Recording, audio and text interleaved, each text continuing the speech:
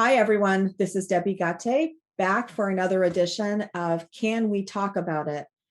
I feel extremely fortunate to have back for a second time my very first guest on this podcast, and whose very personal connection to the name of our show made it a very special conversation the first time around.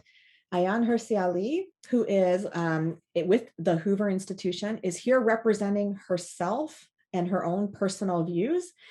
And she has put out a very, very important and interesting book for those of us who really do care about what is happening in the world, who care about what's happening to people who might be vulnerable, and who care about how it is that we as a society and as a civilization, human beings, can live better together. And I know that sounds very vague, but let me tell you the title and it'll give you a sense of where we're going. This is the book. It's called Pray. The first time Ayaan told me the name was Pray, I wasn't sure if it was P-R-E-Y or P-R-A-Y, and it's Pray, P-R-E-Y. And it's about immigration, Islam, and the erosion of women's rights. This is a topic that I've had many arguments about with friends and family. I think it's highly controversial, but I also think it's one of those areas that, again, we're afraid to actually take on head on and have a conversation about for fear of offending one group or another group, or for fear of our ideas just being taken as being too extremist and controversial. So Ayaan, thank you so much for being here today and for, again, speaking on issues that need to be talked about, but that people are afraid to talk about. So welcome. Thank you. Thank you, Debbie. Thank you for having me. And it's great to talk to you again. Yeah. So I have to say, this one did felt personal to me. So very quickly about my background, my parents were refugees that left Bangladesh, and they made their way to England. And from there to Canada. So I have, and they are Hindu. So I have heard very much about Islam. I've heard very much about the society that they grew up in. And they took me to Bangladesh a few times. We have family there. So I have a very vivid, personal, immersive experience in what it is like to be in a Muslim-dominated society. So I read your book, and I also had many arguments with my family because I thought that they were being reactionary, or they were taking too much from their personal experiencing and just generalizing across the board. So many arguments with them, personal experience myself, and also caring very much about women's rights, especially to be protected from sexual violence. So these are all issues that are personal. So let's talk about your book, because you get into all of this. Bottom line, let's start here. Bottom line, what is happening in Europe that causes you to connect immigration, Islam, and the erosion of human rights? Let's start with your bottom line thesis and go from there. Well, first of all, Debbie, thank you for sharing that personal experience with me and your background in, Bangladesh and Bangladeshi society. I say that because in a way, I think it makes it easier for me to talk to you than say, to talk to someone from any Western country about this topic. Why did I write this book, and what is the content of this book? The reason I wrote the book is, again, it's the same title as your show, which is, it's something that people saw and they talk about behind closed doors, but there's a great deal of difficulty talking about it in the open. First of all, the nature of the topic itself, sexual violence against women. On a universal level, victims of sexual violence have a very hard time coming out and talking about it. So that's just a given. And then when, as in the topic of this book, it is that sexual violence is linked to minorities, it becomes even more of a taboo, more of uh, a hard subject to talk about, I want to say anything in Europe right now that is linked to Islam, to immigration, is just a controversial topic. It's a headache to talk about. So a lot of people just avoid the subject until you can't avoid it anymore, until either you've become a victim of the unintended consequences of immigration, which is really what we're talking about here. Unless you're yourself a victim, or you know someone who is a victim, or your neighborhood has changed, or your school has changed, it becomes difficult to hide the problems that are linked with immigration and Islam becomes very difficult to sweep them under the carpet. But I sincerely believe that the more we do that, the more we pretend we have no problems, A, the bigger the problems get, B, bad actors move into that void and take control of that topic. A lot of the reasons I get, if you talk about immigration and the negative consequences of immigration, in this case, sexual violence against women, then the extreme right populist parties will hijack the topic and they'll stigmatize the minorities. You know what? The less we talk, the more it becomes their thing. And the bigger they get, because you're giving voters no hope other than to talk to the extremes. And so I believe sincerely that the more we talk about it, put the issues on the table as openly as possible, the easier actually it is to get to a resolution that is a win-win for all. And it's so the topic of sexual violence is, as you said, very difficult to begin with. And then overlay it with a very controversial topic of immigration. And I think people are genuinely torn between the benefits of immigration and what's happening as a deterioration of safety as a result of immigration. Now, your book does lay out very clearly. You anticipated many of my questions. As I read your book, you were anticipating my questions.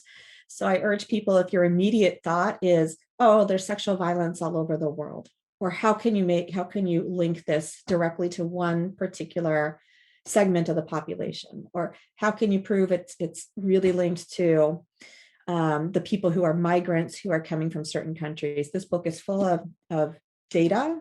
You're also very open about the shortcomings around the data and where it's missing, but there's a lot of convincing material in here to really show this link. But let's take some of the hard, the topics that people might right off the top think, right? Immigration has occurred for centuries around the world.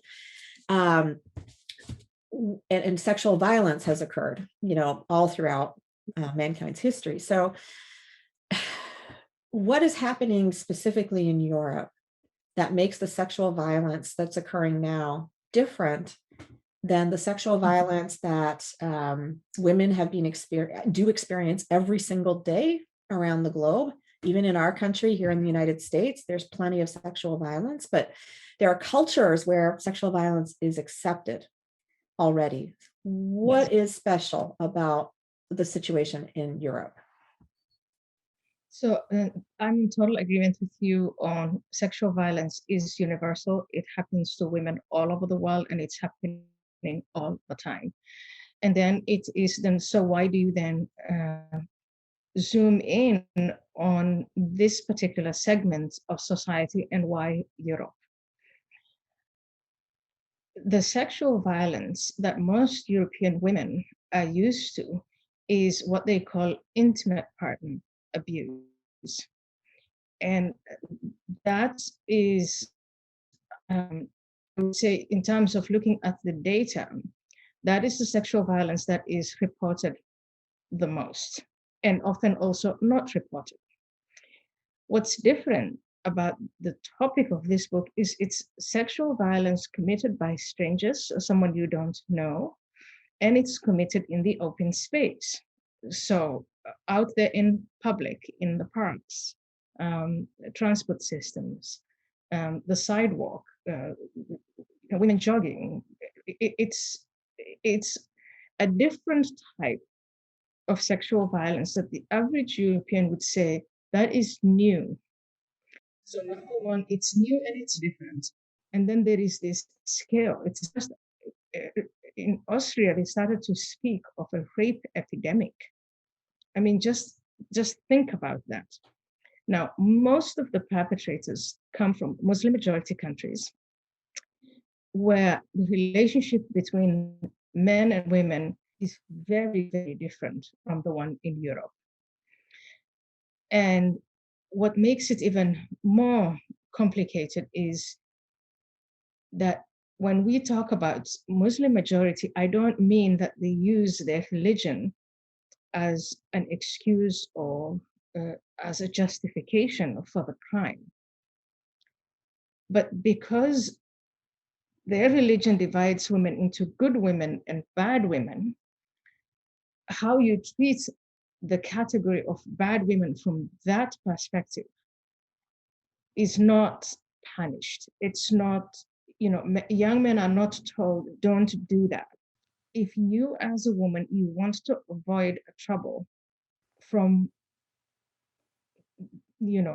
a young cohort of men, then you as a woman should get out of the way. You shouldn't be where that trouble, where you get into that kind of trouble. That is very, very new in Europe. And the scale at which it's happening is now huge in some of the countries that have taken Muslim immigrants in large numbers. And because the subject is taboo, even the data gathering is politicized.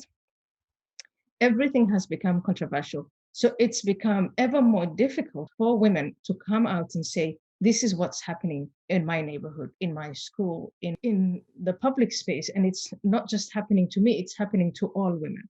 It's happening to women with immigrant backgrounds. It's happening to white native host society.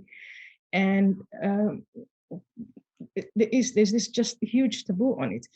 Plus, on top of that, Debbie, because the countries of origin where these young men come from are countries in trouble, economic trouble, social trouble, political trouble, the number of young men who are leaving these countries and coming to Europe is only getting more and more. It's not getting less and less. And so it is, even though sexual violence is a universal phenomenon, it is very, very important to talk about this particular topic, given the scale and the scope and just the controversial nature of this topic. So I'm going to share, a few personal details that I think bring a little bit of light to what you're saying about the difference in the culture and the relationship between men and women.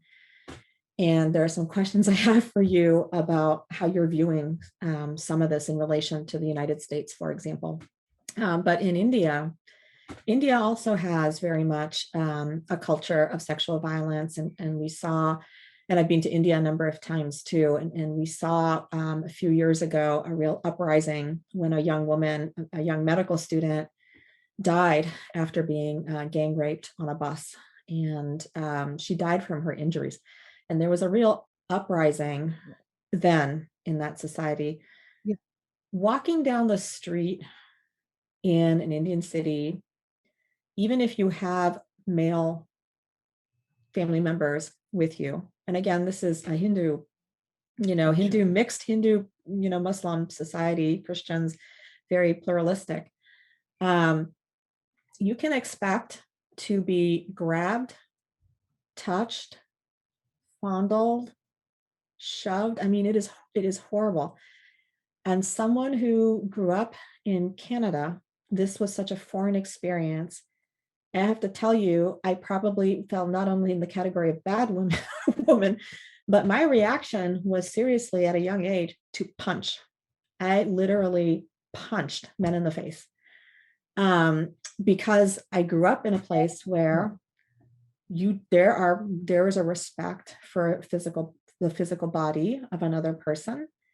And we don't have those issues, right? So the contrast of just picture you walking down the street and your body is fair game to people, to men, as you are walking down the street. Yeah. In Bangladesh, we didn't even make it out of the airport. Right. We got circled. Yeah. We got circled. And when I read about the details about the strategy of like circling and then beginning an attack, I started crying because that is the strategy. They will separate, circle, and attack. So for people who are having trouble understanding what the difference is, what you just said, we have plenty of sexual violence here. What's happening in our army, for example, and all of the inquiries that are happening now is horrible. Is a different category. It's known perpetrators. Horrible. We need to do something about it. This is a different kind of phenomenon. There's a complete lack of respect for a woman and a woman's body apart from ownership, which you get into in the book. So I want to ask you about India a little bit, and I want to ask you about immigration to places like the United States. So people come from those Muslim countries to other places. People come from India to other places. In America, we have had many immigrants come from Muslim countries, and we've had immigrants come from India, lots of them. What's different about when they come to the United States and those cultural norms somehow don't get very quickly suppressed and put away?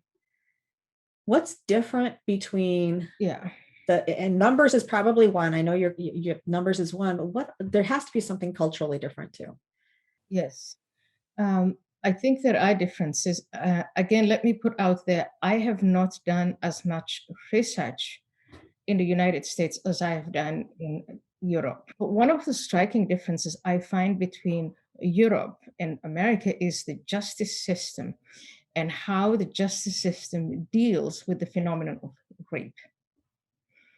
And in Europe, I mean, sometimes you look at the sentences that are given to men who have raped women, and that's your jaw just drops, like 2 weeks or 6 months for a very, very violent crime that has completely devastated the life of another human being.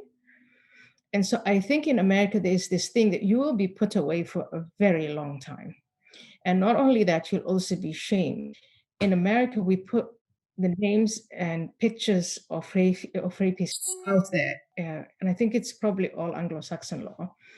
I'm not quite sure about that. But I see in some of these European countries, number one, they're taken by surprise. So their justice systems are not adapted to immigration and the unintended consequences of immigration. So if we suddenly get a huge number of men from India who are Hindu and who, as you described, in India behave horribly towards women, and we were to see similar changes here, I think the response would be a huge outcry. And I could be wrong. I could just be wrong because, again, we live in the age of identity politics, and everything is, everybody's a victim unless you are a white heterosexual male. And then there is this order of victims, from being a white female to being, let's say, a Black immigrant. And so maybe we may just have the exact same problem. I just didn't look into it. But right now, I think it is very much a European phenomenon. One reason why I say that is Europeans are talking about it at their dinner tables. They're not talking about it on television and in the newspapers. Once in a while you will get a case that is so out of control that they do have to, like in the situation in Austria, it was just dire. And so that was something you couldn't keep indoors. But there are just so many conversations about this. And then you ask the question, so why is no one doing anything about this? And it's because people are not talking about it. I mean, the sexual violence in and of itself is bad enough that you describe in the book, and Ayaan you provide details that are hard. They are hard to read, but it makes very clear and real what is happening. What's chilling on top of the fact that violence is happening is the changes in behavior that you describe that women are undertaking in Europe even without Yeah. being assaulted, right? It's preventive Yeah. behavior change to not be assaulted as you Yeah. walk down the street. What is your sense of what that's doing to the psychology of women who are in these areas, to the relationship between men and women generally? Like, what is the unseen harm, quite apart from the sexual violence statistics that we have, that you've given us? So that is the erosion. The way I use the word erosion in the subtitle, it's the erosion of the rights of women, hard fought rights, that is, at some point, I think most European women took it for granted that you could leave your front door without having to worry about any kind of sexual violence. Maybe sexual violence with an acquaintance, with maybe your boss at work, something like that, but not just out in the open. Like when you're going jogging or when you're going traveling, commuting to work or commuting from work or family or whatever, that you would just be assaulted by a bunch of strangers. That's something that Europeans were not used to.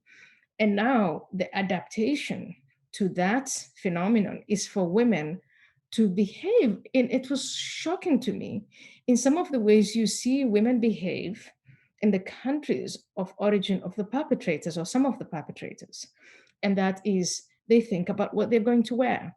They think about which route to work or from work they're going to take.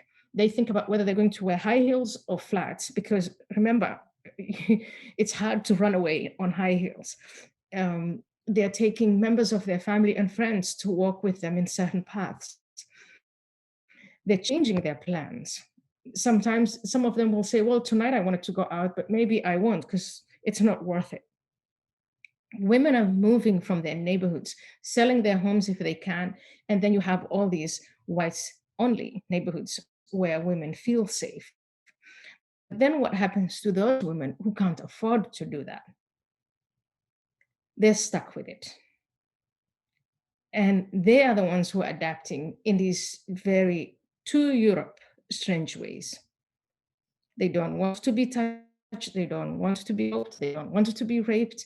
And so they're adapting their behavior in pretty much the same way as you would if you went to Bangladesh, or you would if you went to Egypt, or you would if you went to parts of India. And that is, I think, that going backwards, because every time you talk about immigration in Europe, the other one that comes out is integration, or what we call in America assimilation. So there's always been this thing that immigrants, particularly from Muslim countries, they will adjust to European values and norms, and especially to the relationship between men and women. And now we are seeing the exact opposite. It's European women who are adapting to the new reality of the presence of men from Muslim majority countries, or countries where sexual assault and sexual violence against women you don't know is the norm. Like you said, you can't go from A to B as a female in some countries without being groped, without being fondled, without having to listen to that terrible, lewd and obscene and sissing and addressing you on your sexuality. In some countries, that's the norm. It's just reality. And that's what you're seeing in Europe. In some neighborhoods, too, women are adapting that way. Our translator was groped. I was you said that your translator was groped working on this project. Yeah. And these assaults are, I mean, if you think it, if there are people who are thinking, oh, it's just groping. Yeah. Read the book, because it isn't just groping. There is a terrifying element that goes along with the physical contact. And there are strategies that are there to assert power. We have lots of concern about power dynamics these days, about this power dynamic that, Ayaan is describing. It is more than just an unwanted physical contact that left no permanent injury. Ayaan, I want to ask you some more about, like, I was shocked about some of the court system and how they're using the excuses some of the men were making. They sound ridiculous to us, but clearly they're culturally acceptable, right? I had a sexual emergency, therefore I raped a boy in this bathroom in the park. Yeah. Yeah. It seems Yeah. beyond human comprehension that could be, but this is your point. Yeah. Yeah. So what do we do? What can we The do? number one would be, let us collect more data, and let's do it more open, more honestly, by actually noting down such features as, I know it's hard to say this, but country of origin, ethnicity, and skin color. I know to say that is to court trouble. But if you really want to resolve the problem, you need to have that kind of data, because then you're going to approach this specific topic in a very specific way. It does matter whether a perpetrator is from Bangladesh or from Canada. Let's just be honest about that. And you deal with that differently. The second thing, I mean, with the audience of the Philanthropy Roundtable, or anybody who's interested in philanthropy, I would say, see this book as a conversation starter. This is just the beginning. Please, let's raise money to go and do documentaries about, so that people can actually see what's happening. Like, just put a camera on some of these streets and neighborhoods and see for yourself what's happening. You know what I mean? Like, Yeah. that might be the only way to convince people, by showing them so that they can see with their eyes what's happening. I'm going to make the point that it made Yeah. me much more appreciate where I am in America as well. It made me appreciate where I am in America. And much as we may have problems here, we don't have those problems. And that is something to be actually appreciated. Let's definitely, we have to talk much more about this. All right. So for everyone, this is the book. I do recommend reading it and to be prepared for a challenge. Yeah. All right, Ayaan, take care. Thank you so much. Thank you.